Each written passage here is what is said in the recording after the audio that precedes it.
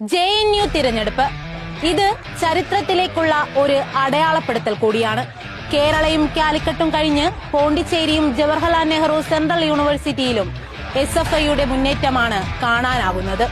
നരേന്ദ്രമോദിയുടെ മൂക്കിന് താഴെ JNUവിൽ വർഗീയതയെ പ്രതിരോധിച്ചതിന്റെ ഐതിഹാസികമായ വിജയമാണിത്. പുതിയ തലമുറയുടെ പൊളിറ്റിക്സ് എന്തുകൊണ്ട് ഇടതിനൊപ്പം നിൽക്കുന്നു? അതിന് ഒരു ഉത്തരം മാത്രമേ ഉള്ളൂ. ഇന്നിന്റെ ഉറച്ച ശബ്ദമായി നെറുകേടുകൾക്കെതിരെ പ്രതിരോധം തീർക്കാൻ ഇടതാണ് ഒപ്പമുണ്ടായിരുന്നത്.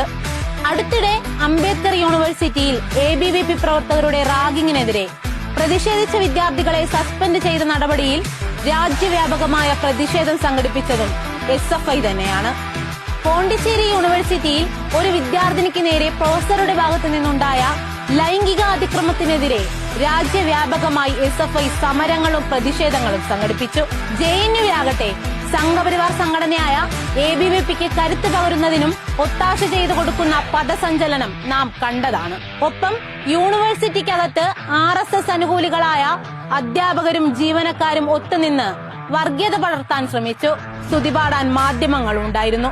ഇതിനെ പൊളിച്ചെടുക്കുന്ന വിജയഗാഥയാണ് JNUവിൽ SFI രചിച്ചത്.